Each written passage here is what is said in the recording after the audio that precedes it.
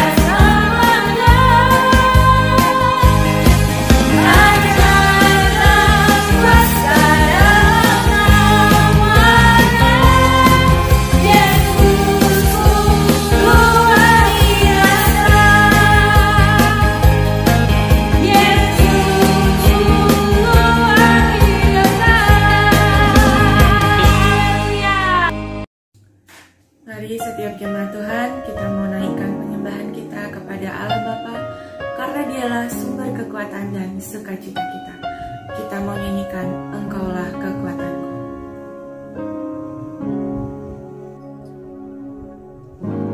Engkaulah kekuatanku, tempat perlindunganku. Saat badai menerjang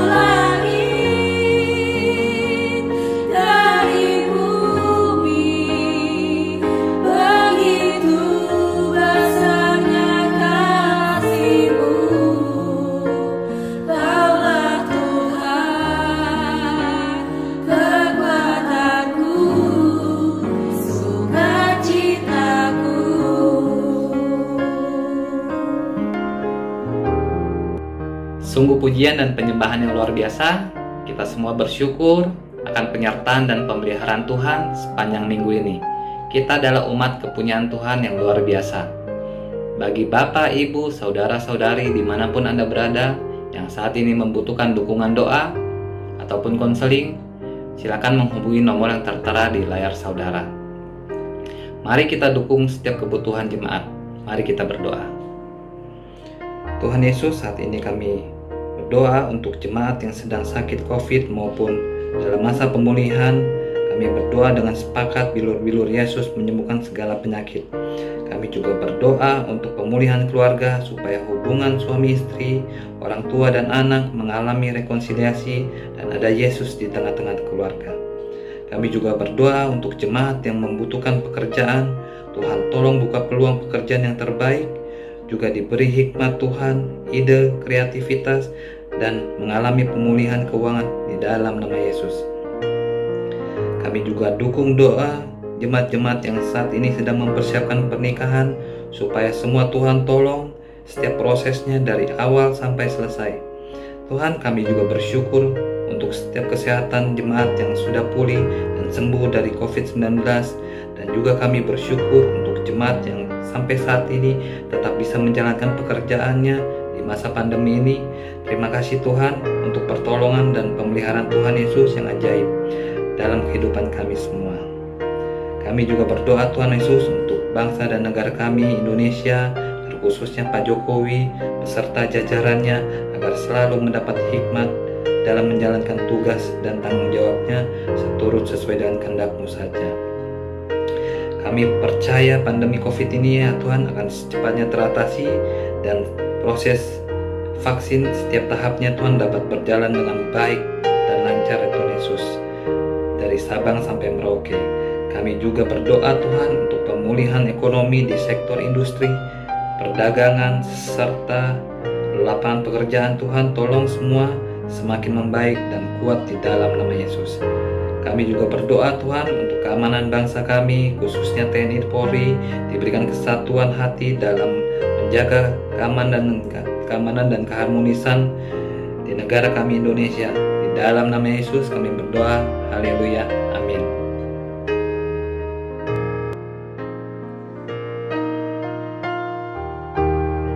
Bapak Ibu yang terkasih, mari kita sama-sama masuk dalam sesi penyembahan. Mari kita siapkan hati kita sebelum mendengarkan firman Tuhan, untuk kita lebih lagi bisa menerima apa yang Tuhan mau kasih buat setiap kita. Ini kami Tuhan, kami mau meninggikan diri-Mu, kami mau bersyukur Tuhan untuk segala hal yang Tuhan beri dalam hidup kami.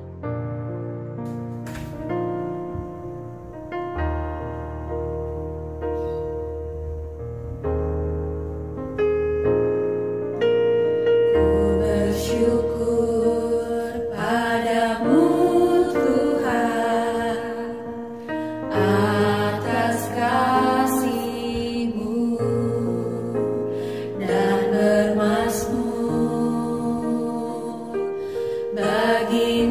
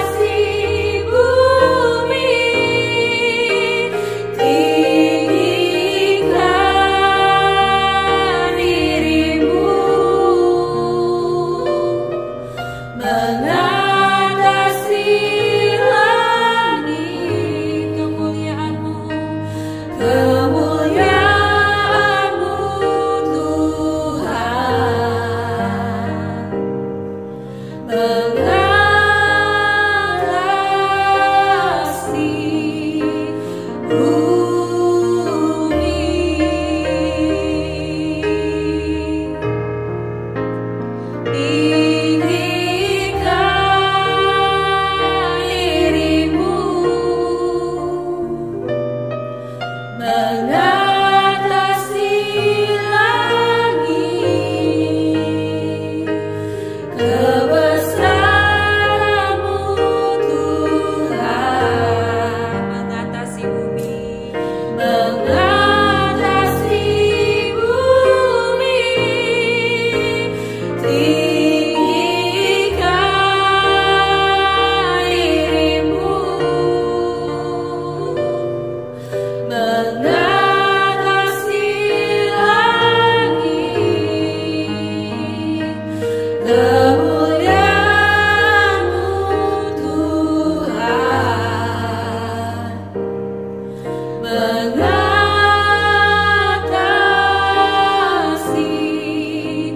bumi.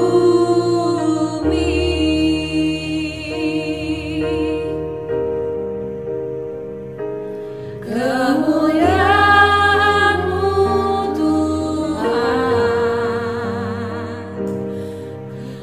mengatasi bumi.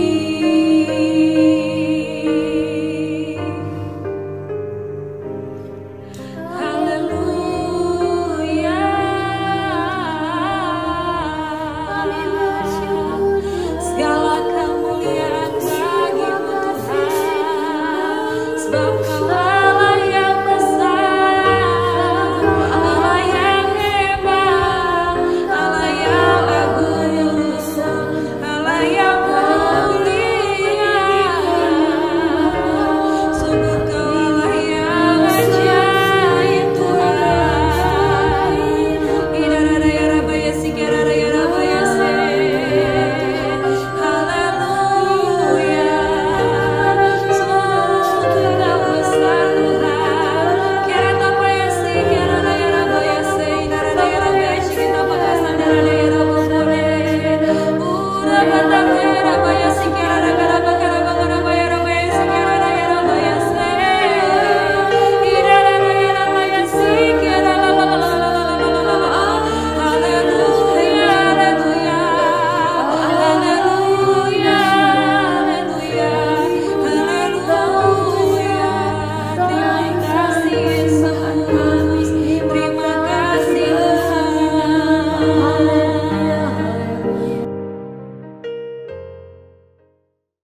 Shalom. Mari kita bersatu dalam doa sebelum mendengarkan kebenaran firman Tuhan pagi hari ini. Mari kita bersatu dalam doa. Tuhan Yesus, terima kasih karena kasih Tuhan kami boleh ada sampai pagi hari ini dalam kesehatan, dalam kekuatan yang Tuhan beri. Pagi hari ini kami mau mendengar kebenaran-Mu. Beri kami hikmat, pengertian saat kami belajar kebenaran-Mu. Tuhan bicara dalam hati pikiran kami Tuhan. Ajar kami dan didik kami Tuhan di dalam kebenaran-Mu. Kami siapkan hati pikiran kami hanya di dalam nama Yesus. Yang percaya katakan, amin. Shalom. Suara saya cukup jelas? Oke.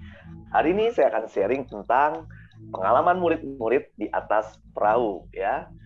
Nah, tema ini saya ambil karena saya melihat ternyata Yesus sering membagikan ya cerita, mukjizat, pengalaman, pengajaran di atas perahu. Hari ini ada 3 perahu yang akan kita sharingkan bersama. Saya minta slide-nya dinaikkan. Kita akan belajar dari perahu yang pertama. Ya, kita belajar dari Lukas 5 ayat 1 sampai 11. Saya akan bacakan ayatnya untuk Bapak Ibu Saudara sekalian. Pada suatu kali Yesus berdiri di pantai Danau Genesaret. Sedang orang banyak mengerumuni Dia hendak mendengarkan firman Allah. Ia melihat 2 perahu di tepi pantai. Nelayan-nelayannya telah turun dan sedang membasuh jalannya. Ia naik ke dalam salah satu perahu itu, yaitu perahu Simon, dan menyuruh dia supaya menolakkan perahunya sedikit jauh dari pantai. Lalu ia duduk dan mengajar orang banyak dari atas perahu.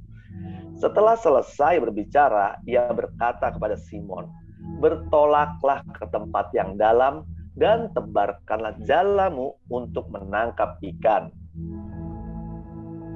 Slide berikutnya.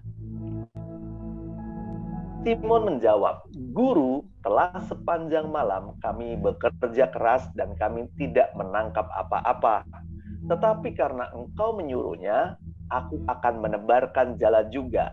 Dan setelah mereka melakukannya, mereka menangkap sejumlah besar ikan, sehingga jala mereka mulai koyak. Lalu mereka memberi isyarat kepada teman-temannya di perahu yang lain, supaya mereka datang membantunya. Dan mereka itu datang. Lalu mereka bersama-sama mengisi kedua perahu itu dengan ikan hingga hampir tenggelam. Slide berikutnya, ayat ke-8. Ketika Simon Petrus melihat hal itu, ia tersungkur di depan Yesus dan berkata, "Tuhan, pergilah daripadaku, karena aku ini seorang berdosa." Sebab ia dan semua orang yang bersama-sama dengan dia takjub oleh karena banyaknya ikan yang mereka tangkap. Demikian juga Yakobus dan Yohanes, anak-anak Zebedeus yang menjadi teman Simon. Kata Yesus kepada Simon, "Jangan takut, mulai dari sekarang engkau akan menjala manusia." Dan setelah mereka menghela perahu-perahunya ke darat, mereka pun meninggalkan segala sesuatu lalu mengikut Yesus. Slide berikutnya. Nah, ini kita belajar dari perahu yang pertama ya. Di perahu pertama ya ada pengalaman Yesus bersama murid-muridnya. Di situ kita lihat ada sebuah pengajaran ya di Lukas 5 ayat 3. Lalu Yesus duduk dan mengajar orang banyak dari atas perahu. Di sini di perahu pertama ini ya, Yesus mengajar banyak orang dan murid-muridnya ada juga di situ dan mendengar pengajarannya. Ya, selanjutnya slide berikutnya. Lalu di situ dicatat juga ya bahwa murid-muridnya akhirnya mendengar kebenaran dan akhirnya taat untuk mengikuti perintah gurunya. Waktu gurunya bilang, "Bertolaklah ke tempat yang dalam, tebarkan jalamu untuk menangkap ikan." Simon menjawab, "Guru, telah sepanjang malam kami bekerja keras, dan kami tidak menangkap apa-apa, tetapi karena engkau menyuruhnya, aku akan menebarkan jala juga." Setelah Yesus mengajar, lalu Yesus mulai menyuruh murid-muridnya untuk praktek nih ceritanya. Ayo, ditebar jalannya. Padahal Petrus tahu bahwa baru saja dia menebar jala nggak dapat apa-apa. Tapi karena ketaatannya, dia taat sama gurunya, dia lakukan juga. Lanjut, di slide berikutnya. Di perahu ini juga, murid-murid tidak saja belajar, lalu dia mau taat. Lah, ketaatan itu menghasilkan mukjizat, ya. Nah, apa yang terjadi? Mereka menangkap sejumlah besar ikan, ya, mengisi kedua perahu itu dengan ikan hingga hampir tenggelam. Jadi, ketaatan itu menghasilkan mukjizat, ya. Tidak ada istilah kata pikirannya bahwa kok bisa dapat sebanyak ini ya, bahkan sampai mau tenggelam. Berarti itu luar biasa sekali mukjizatnya. Lanjut yang keempat, di perahu ini, di perahu pertama ini ternyata ada pertobatan. Pertobatannya dicatat di Lukas 5 ayat 8. Dikatakan begini, kata Simon Petrus, melihat itu pun tersungkur di hadapan Yesus. Melihat mujizat yang Tuhan lakukan, dia tersungkur di hadapan Yesus dan berkata, "Tuhan, pergilah daripadaku karena aku ini seorang yang berdosa." Tadi awalnya Simon Petrus panggil Yesus guru, ya. Nah, setelah melihat mujizat yang luar biasa, dia tahu ini bukan guru. Ini adalah Tuhan. Lalu tersungkur di depan Yesus, dia menyembah Tuhan. Jadi menerima Yesus sebagai Tuhan di situ dan menyembah Tuhan. Inilah yang dilakukan Petrus, ya. Dia sadar bahwa di depan ini adalah Tuhan. Lalu yang kelima, yaitu di perahu ini, ya, murid-murid akhirnya mendapat visi yang baru. Ya, di ayat 10 dia bilang begini, Tuhan memberikan perintah ini kepada Simon, dibilang gini, "Jangan takut, mulai dari sekarang engkau akan menjala manusia." Kita tahu Petrus dan teman-temannya adalah seorang nelayan, yaitu orang yang menangkap ikan, ya. Tapi sekarang visinya dirubah. Jangan takut untuk menjala manusia. Dari penjala ikan jadi penjala manusia. Perubahan terjadi dari nilai duniawi menjadi nilai sorgawi. Hidup yang sia-sia menjadi hidup yang kekal. Nah, ini terjadi di perahu pertama. Klik, Kak. Nah, perahu pertama ini itu disebut perahu pengenalan iman, ya. Seperti kita mungkin mengalami juga, ya. Mungkin kita pernah ada di kapal ini, yaitu di mana kita mengalami pengajaran, akhirnya kita taat, kita dapat mujizat, kita mengalami pertobatan, mengundang Yesus jadi Tuhan atas hidup kita, dan Tuhan kasih visi baru, yaitu untuk menjala manusia. Ini di perahu pertama. Kita akan masuk ke perahu yang kedua. Kali ini kita belajarnya dari Matius 8 ayat 23 sampai 27. Di perahu kedua, ya, kita ambil di ayat 23, lalu Yesus naik ke dalam perahu dan murid-muridnya pun mengikutinya. Sekonyong-konyong mengamuklah angin ribut di danau itu sehingga perahu itu ditimbus gelombang. Tetapi Yesus tidur. Maka datanglah murid-muridnya membangunkan dia. Katanya, "Tuhan, tolonglah, kita binasa." Ia berkata kepada mereka, "Mengapa kamu takut, kamu yang kurang percaya?" Lalu bangunlah Yesus, menghardik angin dan danau itu, maka danau itu menjadi teduh sekali. Dan heranlah orang-orang itu, katanya, "Orang apakah dia ini, sehingga angin dan danau pun taat kepadanya?" Nah, ini ada pengalaman, ada pelajaran yang murid-murid dapatkan di perahu kedua ini. Ya, di sini ya dilihat bahwa ternyata ada badai, ya, setelah kita bertobat, ya mungkin kita mengalami kasih mula-mula, ya. Nah, mulailah kita belajar di perahu kedua ini, ya, kita mengalami badai, mengalami angin ribut, mengalami ujian dan cobaan. Tetapi di sini dilihatkan bahwa ternyata sepertinya Yesus tidur. Ya, Yesus tidur. Padahal kita tahu kalau Yesus Tuhan, dia sebenarnya nggak tidur. Secara fisik tidur, tapi dia mengendalikan segala sesuatu. Ya, nah saat angin ribut atau badai datang dalam hidup kita, ya, Yesus tetap ada di kapal kita, tidak meninggalkan kita sendiri. Walau kelihatannya tidur, tapi Yesus pegang segala-galanya. Dan Yesus selalu menemani kita di saat badai apapun, termasuk saat-saat badai menghampiri kapal yang dinaiki oleh para murid. Angin ribut itu Tuhan akhirnya tolong. Nah, selanjutnya yang berikutnya, Yesus itu selalu turun tangan sendiri. Ya, dia nggak nyuruh orang, nggak suruh apa, dia turun tangan sendiri. Sama halnya waktu Yesus menebus tiap dosa kita. Yesus nggak nyuruh malaikat lain untuk menyelamatkan kita atau menciptakan ciptaan baru untuk menyelamatkan kita. Enggak, Yesus turun tangan sendiri, mati di kayu salib. Yesus adalah sosok Tuhan yang luar biasa. Dan murid-murid tahu, waktu dia bangunkan Tuhan, lalu apa yang terjadi? Semuanya dikembalikan, teduh kembali. Saat itu mereka sadar bahwa ini bukan orang biasa. Ya, danau aja tunduk, angin aja tunduk. Yesus punya kuasa untuk melakukan segala hal dalam kehidupan. Dia mau turun tangan langsung. Jadi nggak usah takut seandainya ada badai yang terjadi dalam hidup kita. Kita percaya, di perahu kedua ini kita percaya bahwa Yesus nggak ninggalin kita dan Yesus mau turun tangan sendiri. Kita akan belajar selanjutnya di perahu yang ketiga. Slide selanjutnya. Di perahu ketiga kita akan belajar dari Matius 14 ayat 24 sampai 33. Saya akan bacakan. Perahu murid-muridnya sudah beberapa mil jauh dari pantai dan diombang-ambingkan gelombang karena angin sakal. Kira-kira jam 3 malam, datanglah Yesus kepada mereka berjalan di atas air. Ketika murid-muridnya melihat dia berjalan di atas air, mereka terkejut dan berseru, "Itu hantu!" Lalu berteriak-teriak karena takut. Tetapi segera Yesus berkata kepada mereka, "Tenanglah, aku ini, jangan takut." Lalu Petrus berseru dan menjawab dia, Tuhan, apabila engkau itu, suruhlah aku datang kepadamu berjalan di atas air. Kata Yesus, datanglah.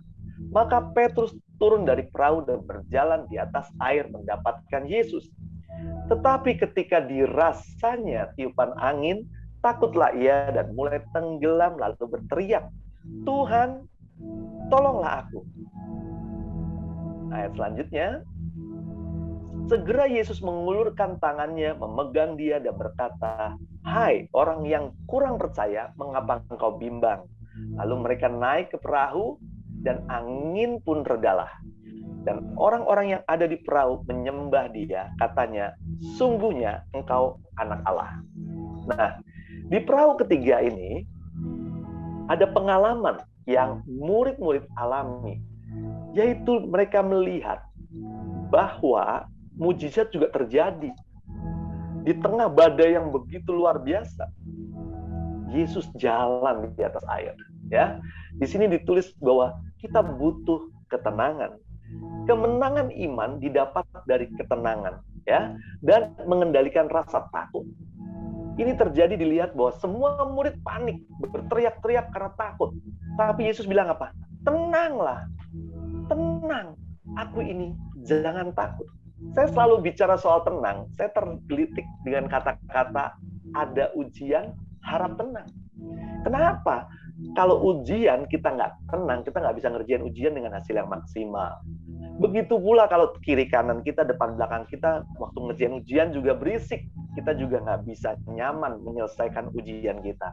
Badai ini sesuatu yang mungkin tidak nyaman buat kita. Tapi Tuhan ingin kita bisa tenang, agar apa? Kita bisa berdoa, agar kita bisa mengandalkan Tuhan. Agar ketenangan itu ternyata membuat kita mampu menghadapi segala badai dalam hidup ini. Selanjutnya, di perahu ketiga ini, Yesus kasih tahu, ya, mereka takut, mereka tenggelam, ya, mau mulai tenggelam dan berteriak-teriak, Tuhan, tolonglah aku. Dikatakan Tuhan bilang gini, hai orang yang kurang percaya, mengapa engkau bimbang? Ini saat di mana murid-murid itu ngalami badai bersama-sama. Tapi ingat, cuma ada satu murid loh yang melihat hal berbeda. Yaitu dia melihat Yesus berjalan di atas air, dia malah mau jalan sama Yesus. Ini hal yang berbeda. Murid yang lain panik, berpikir bahwa bagaimana ada Yesus badai bisa berhenti. Tapi Simon Petrus melihat bahwa ini ada kesempatan. Aku bisa jalan. Kalau aku bisa jalan di atas air, itu artinya aku nggak perlu takut lagi dengan badai. Karena sebenarnya kekhawatiran kita adalah kalau kapal itu kena badai hancur, maka mereka akan tenggelam dan akhirnya mati. Tapi kalau kita bisa jalan di atas air, ya tidak ada kematian, tidak ada ketakutan lagi. Kenapa mesti ditakutkan? Nah, itu yang dialami Simon Petrus. Saat dia fokus dengan Tuhan, dia ingin jalan, dan akhirnya berhasil dia jalan. Artinya, dia percaya. Kemenangannya adalah waktu dia nggak bimbang. Dia nggak bimbang, dia bisa jalan. Nah, mulai bimbangnya saat apa? Saat dia mulai lihat kiri kanan. Fokusnya tidak lagi ke Tuhan. Dia lihat angin badai. Namanya badai, pasti anginnya kenceng banget ya. Si Petrus mulai khawatir. Takut terjadi apa-apa dalam hidupnya. Dan benar, dia mulai tenggelam. Tapi puji Tuhan. Ya, tangan Tuhan segera menolong, ya, mengangkat mereka, dan di ayat 32 di akhirnya mereka naik ke atas perahu lalu semuanya tenang. Nah, di perahu ketiga ini saya sebut sebagai perahu kemenangan iman. Kemenangan iman diperoleh kalau kita bisa tenang dalam menghadapi badai dan nggak bimbang. Kenapa nggak bimbang? Karena kebimbangan ini membuat kepercayaan kita hilang. Iman itu percaya 100%, tapi kalau kita bimbang mengurangi kadar iman kita. Jadi akhirnya sebenarnya kita tidak percaya. Slide berikutnya, kita akan masuk ke kesimpulannya. Di perahu pertama, saya akan memberitahukan tadi bahwa di situ ada pengenalan iman, ya. Orang mulai mengalami, diajar mengenal Tuhan, taat sama Tuhan, dapat mujizat, lalu bertobat, menerima Yesus sebagai Tuhan dan punya visi baru. Nah, disitulah kapal pertama pengenalan iman. Perahu kedua adalah perahu di mana Tuhan ingin kita mengalami proses iman, ujian iman, yang diharapkan dari kita tetap percaya bahwa Yesus itu menemani, bukan ditinggal sendiri. Bahkan Yesus mau kasih tahu bahwa Yesus sanggup turun tangan sendiri untuk menolong kita, untuk mengalami kemenangan dari ujian-ujian yang akan kita hadapi.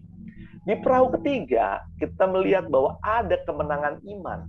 Nah, kemenangan iman ini hanya bisa didapat kalau kita tenang, nggak bimbang. Karena kemenangan iman itu butuh proses, tidak bisa langsung instan. Dan disinilah yang kita perlu, tenang dan tidak bimbang. Oke, satu slide lagi.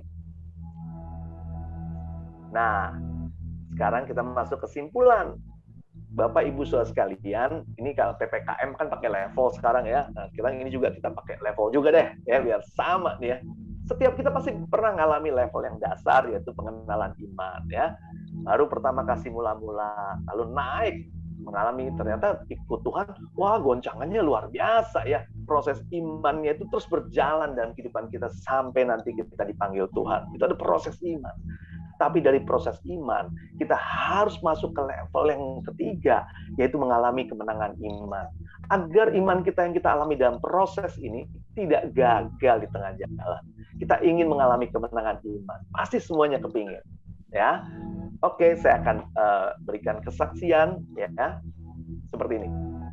Sebelum masuk kesimpulan ya, saya percaya bahwa hidup kita semua mengalami proses ini ya, termasuk hidup saya sama istri dan anak-anak ya.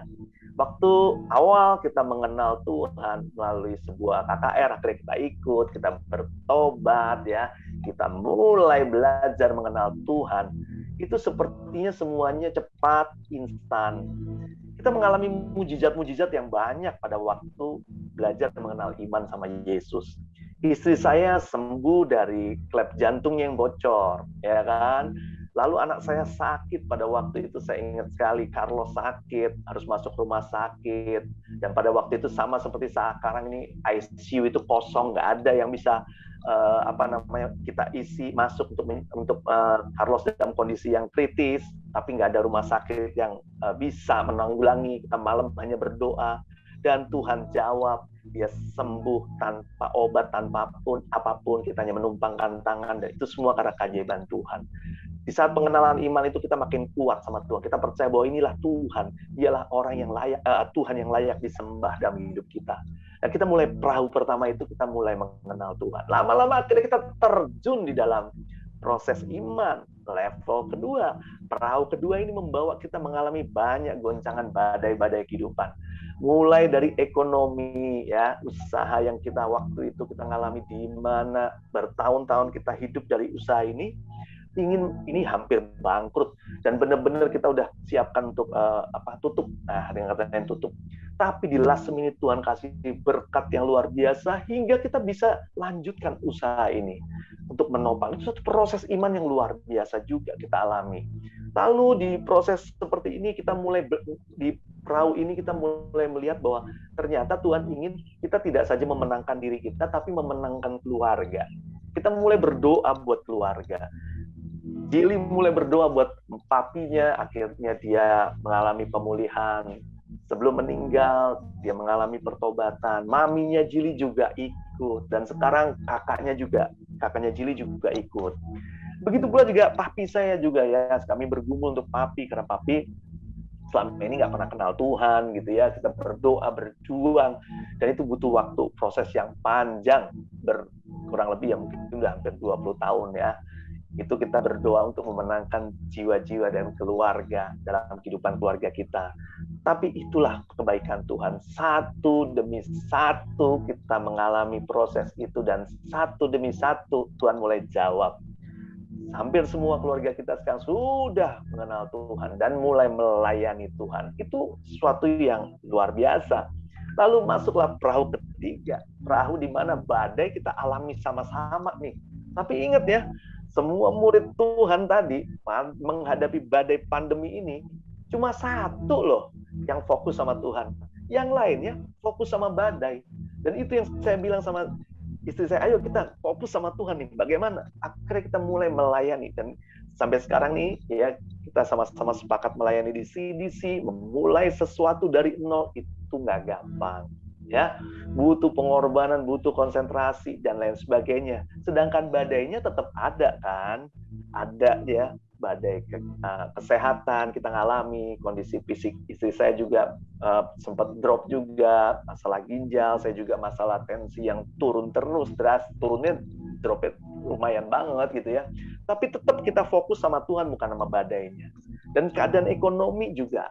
Ini juga pada masa-masa pandemi ini udah hampir 2 tahun ya, kita tidak punya pekerjaan, tapi Tuhan bukakan tingkap langit untuk sebuah usaha yang kita akhirnya kita nggak harapkan, tapi itu menjadi tulang punggung buat kehidupan kita sekarang. Itu semua keajaiban yang Tuhan kasih. Kemenangan iman kita bukan fokus sama badainya, tapi fokus sama Tuhannya. Menghasilkan banyak hal. Kita tetap melayani Tuhan di saat pandemi seperti ini. Tuhan mulai bekerja untuk membantu kita di segala sektor yang kita butuhkan. Kesehatan Tuhan berikan, puji Tuhan. Saat saya melayani papi saya selama kurang lebih 5 bulan, masuk rumah sakit kita tiap seminggu 2 kali. Puji Tuhan, tidak kena virus, tidak kena apa. Puji Tuhan, kita semua aman. Ya, itu ada satu kemenangan dari doa-doa kita bahwa kita percaya ada pagar Tuhan, ada perlindungan Tuhan. Secara finansial juga, ini ada satu mujizat yang saya alami 2 minggu yang lalu. Kita berpikir, waduh Tuhan, ini saat-saat pandemi gini, usaha apa ya yang bisa dijalankan? Atau kita punya usaha apa ya? Akhirnya saya melihat lagi bagus nih untuk nyemprot disinfektan nih gitu ya. Akhirnya saya coba, kita beli, kita berdoa nih ya. Ya udah, karena beli alatnya kan cukup mahal. Akhirnya kita berdoa, ya udah kita beli alatnya. Dan apa yang terjadi? Kita mulai iklanin di Instagram dan lain sebagainya. Nah, baru alatnya sampai dari dari kita beli di Tokopedia, diantar sama Grab gitu ya. Baru sampai. Besoknya sudah ada kerjaan untuk menyemprot satu gudang besarnya Chili Belly. Itu nilai keuntungannya sudah senilai alatnya plus baju plus peralatannya plus disinfektannya semua. 1 kali kerjaan Tuhan cukupkan semua itu. Dan beruntungnya apa? Karena kita punya disinfektan, gereja kita boleh kita disinfektan tiap kapanpun aja, ada alatnya udah ada dan gratis, nggak perlu keluar uang. Itu satu hal yang saya bilang, Tuhan itu menolong di segala perkara. Kemenangan iman itu saat kita fokus sama Tuhan. Kita belajar slide terakhir. Kesimpulannya begini Bapak Ibu Saudara sekalian. Ingat ya, ini saya agak joke ya, bahwa nenek moyang kita seorang pelaut. Harusnya badai itu nggak usah takut, ya nggak? Semua orang pasti akan mengalami badai. Jadi ya terima aja, hal yang biasa. Yang membuat kita luar biasa kalau kita fokus sama Yesusnya, bukan sama badainya. Badai ya, kalau kita banyak orang bilang, ya lagi badai, lagi pandemi nih, lagi begini, ya udahlah begini aja. Nah, orang-orang itu malah menikmati badai. Tapi orang yang fokus sama Yesus, dia pasti mendapat ada hal yang kita bisa kerjakan di saat badai yang seperti ini. Kita bisa berdoa buat orang, melayani pelepasan, bahkan kita bisa melayani jiwa-jiwa itu dalam segala hal. Semuanya bisa online. Yang dulu kita anggap tidak masuk akal, sekarang bisa dilakukan. Dan saat kita fokus pada Yesus, ingat, pasti ada kemenangan iman yang Tuhan sediakan dari hal-hal yang kita sedang bergumulkan. Kemenangan iman yaitu saat kita dimulai dari kita menerima Yesus sebagai Tuhan. Lalu Yesusnya tuh dibawa terus di dalam perahu kita. Agar badai yang terjadi dalam kehidupan kita, kita nggak pernah lepas sama Yesus. Yesus terus ikut kita. Kita bawa dia. Karena kita tahu Yesus ini sanggup melepaskan segala perkara. Yesus adalah merupakan jawaban dari semua badai-badai yang dalam hidup kita. Jawabannya di Yesus. Kita bawa terus. Gimana cara bawanya terus? Ya tiap pagi bawa Tuhan. Undang terus Tuhan. Bawa dalam saat teduh kita. Berdoa terus agar Yesus tidak pernah keluar dari perahu kita. Kalau ada Yesus di perahu kita, aman, ya kan? Tenang, betul nggak? Dan yang ketiga, kita nggak boleh bimbang. Bimbangnya kenapa? Ayo menggenapi panggilan Tuhan. Jangan hanya mikir badainya saja. Akhirnya kita hangus, hancur, tenggelam kalau hanya kita pikir badai. Tapi kita berpikir bahwa di saat badai ini, ada hal yang kita bisa kerjakan untuk menggenapi panggilan Tuhan. Puji Tuhan, kita punya teman-teman yang berjuang saat ini mungkin kesakitan, ya kan, mengalami mungkin COVID, mengalami ekonomi yang sulit dan lain sebagainya. Puji Tuhan, itu ada panggilan kita untuk menjadi partner, jadi teman buat mereka. Untuk apa? Mengalami kemenangan iman. Dan saat kemenangan iman itu terjadi, tidak saja kita yang diberkati, tapi orang-orang sekeliling kita akan merasakan berkat yang Tuhan berikan melalui kita. Amin. Mari kita berdoa. Tuhan Yesus, terima kasih untuk kebenaran-Mu. Kami percaya Tuhan yang menyampaikan kebenaran ini, Tuhan yang memberkati setiap firman ini menjadi rema dalam kehidupan kami. Kami sanggup lakukan seperti yang kami tidak fokus dengan badai, kami dan pekerjaan panggilan Tuhan ada di hidup kami menjadi hidup yang nggak sia-sia. Kami bersyukur Tuhan, Kau Allah yang tidak meninggalkan kami sendiri saat kami mengalami badai. Tuhan, ada Tuhan yang sanggup dan turun tangan sendiri untuk menopang kami, menemani kami melalui badai demi badai, hingga ada kemenangan iman di dalam kehidupan kami. Di dalam nama Yesus kami berdoa. Haleluya. Amin.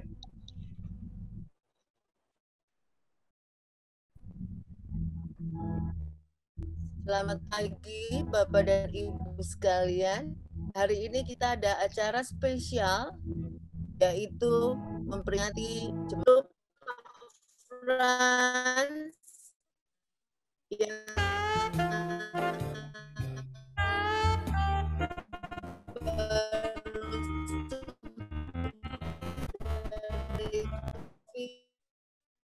Tiga Juli berulang tahun.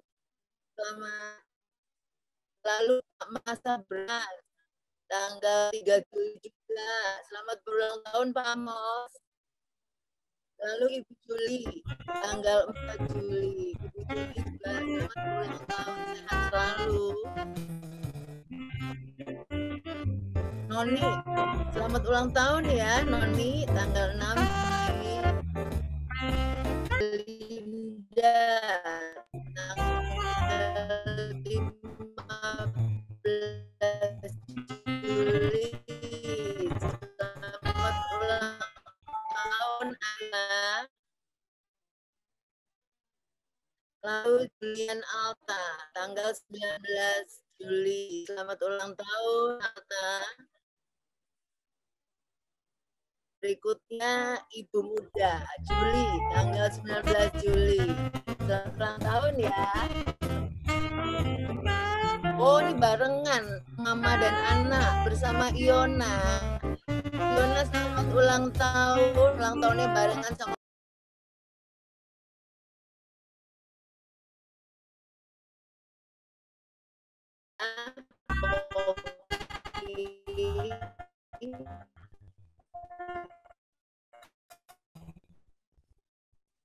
ya. Demikian adalah nama jemaat yang berulang tahun bulan Juli. Mari kita satukan hati berdoa untuk teman-teman yang berulang tahun, untuk ulang tahun teman-teman terkasih kami di dalam Kristus di bulan Juli. Engkau tambahkan 1 tahun usia mereka. Ini adalah anugerah yang besar. Kami bersyukur Engkau menyertai setiap jemaat yang berulang tahun sampai saat ini. Itu semua karena pemeliharaanmu yang luar biasa. Tuhan, Kau berkati teman-teman yang berulang tahun, perayaan ulang tahun mereka di bulan ini. Meskipun di situasi pandemi, Tuhan senantiasa memelihara anak-anak-Mu. Kami bersyukur berkati keluarga mereka, berkati apa saja yang mereka lakukan. Biarlah semua untuk kemuliaan nama Tuhan. Dan semakin sungguh-sungguh mencintai Tuhan. Dalam nama Tuhan Yesus, kami berdoa sepakat untuk teman-teman yang berulang tahun di bulan Juli ini. Haleluya. Amin. Terima kasih telah mengikuti ibadah CDC via Zoom hari ini. Pastinya kita semua diberkati Tuhan. Terima kasih juga untuk para volunteers yang sudah melayani. Pengumuman minggu ini, berita duka telah berpulang ke rumah Bapak Budianto, usia 73 tahun. Ayahanda dari Pastor Andi Arifianto, Wakil Gembala CDC, pada tanggal 14 Juli. Kami keluarga besar CDC mengucapkan turut berduka cita sedalam-dalamnya. Dan Tuhan Yesus beri penghiburan dan kekuatan untuk setiap keluarga besar yang ditinggalkan.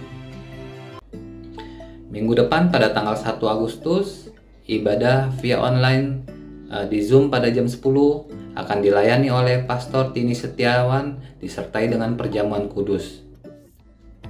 Untuk persembahan, Bapak Ibu bisa transfer ke nomor rekening yang sudah tertera di layar saudara. Mari kita memberikan persembahan yang terbaik untuk Tuhan Yesus. Mari kita berdoa untuk persembahan kita. Tuhan Yesus, terima kasih untuk berkat-Mu yang tidak pernah habis di dalam hidup kami. Dan sekarang adalah kesempatan yang terindah untuk kami juga memberikan yang terbaik untuk-Mu. Kami berdoa agar persembahan kami berguna memperluas kerajaan Allah di bumi. Dalam nama Yesus kami mengucap syukur. Haleluya. Amin. Memberiku kegirangan dan sukacita melimpah, minyak yang baru dicurahkan, haleluya ku bersorak. Kita percaya gereja adalah sebuah keluarga. Karena itu bagi saudara-saudara yang baru pertama kali bergabung di ibadah CDC, kami mengundang saudara untuk dapat bergabung di dalam Care Cell, merupakan kelompok saling mempedulikan. Saudara bisa menghubungi nomor yang tertera di layar saudara. Anda bisa bergabung dalam Care Cell sesuai dengan kelompok, usia, waktu, dan kebutuhan saudara. Kami berharap bisa mengenal saudara lebih baik lagi. Sekali lagi kami ucapkan selamat datang di CDC. Always remember to stay healthy, keep connecting, and see you next week.